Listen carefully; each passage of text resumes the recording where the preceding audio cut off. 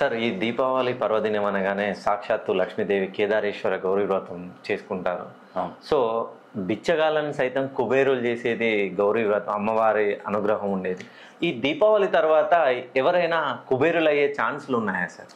ఉంటాయి తప్పకుండా. ఎందుకంటే ఆ లక్ష్మీదేవి అనుగ్రహం గనక మనకు వచ్చినట్టయితే అతి సామాన్యుడు కూడా అపర కుబేరులు అవ్వచ్చు.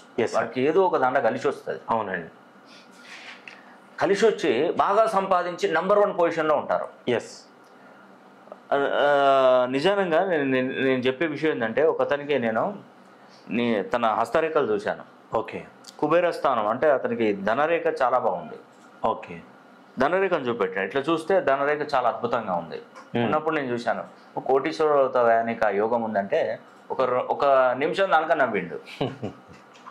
ఎందుకు నవ్వుతున్నా, నేను చెప్తున్నాను ఎందుకు నవ్వుతున్నావు అని నేను మీ దగ్గరికి రావడానికే నేను ఒకరి దగ్గర అడుక్కొచ్చి మీకు డబ్బులు ఇచ్చాను సార్. ఇప్పుడు ఇంటికి పోతే నా భార్య నన్ను బయటికి వెళ్ళకూడదు, ఎందుకంటే నా ఇంట్లో బియ్యం లేవు ఇప్పుడు. నిజమండి, నిజం, అక్షరాల నిజం ఇది. అవును, వాస్తవం, గాడ్ ప్రామిస్ చెప్తున్నాను. ఓకే, నిజం జరిగిందండి ఇది. ఇంటికి పోతే బియ్యం లేవు. ఇప్పుడు నీకు ఇచ్చే పైసలు ఇస్తే నాకు కొంత బియ్యం అనే వస్తుంది, అదే వస్తుంది. నన్ను కోటీశ్వర్లు కాదు కదా, కోటి రూపాయలు కూడా నాకు రావు సార్. నా పరిస్థితి చాలా దారుణంగా ఉంది. నాకు సోర్స్ లేదు, ఇన్కమ్ సోర్స్ లేదు. ఇన్కమ్ సోర్స్ ఎక్కడనే నాకేమన్నా స్థలాలు, మా తల్లిదండ్రులు ఇచ్చిన స్థలాలు అమ్ముకొని కోటీశ్వరుని అవుతానా, లేదంటే ఇంకేదైనా అది చేస్తే కోటీశ్వరు అవుతా? ఏది లేదు, సోర్స్ లేదు. నాకు సోర్స్ లేదు, నాకు ఎట్లా వస్తుంది సార్, కోటీశ్వరు ఎట్లా అవుతారని ఆ పిల్లోడు ఆ అబ్బాయి అడిగాడు. ఒక 6 నెలల తర్వాత ఒక సంవత్సరం టైం పెట్టాను, 6 నెలలు సంవత్సరం పెట్టాను. ఆ సంవత్సరం తర్వాత నువ్వు నా దగ్గరకు వచ్చి ఈ మాట చెప్పని చెప్పిన.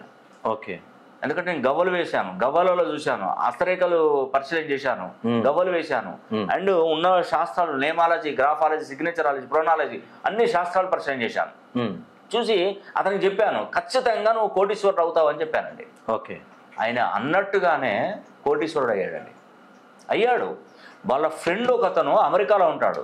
ఓకే, ఆ అమెరికాలో ఉండి డబ్బులు పంపించుకుంటే ఇక్కడ రియల్ ఎస్టేట్ వ్యాపారం జరిపించాడండి. ఈ వాళ్ళ ఫ్రెండ్షిప్ లో ఇతను ఒక్కడే మంచివాడు. ఓకే, ఆయనకు తెలుసు.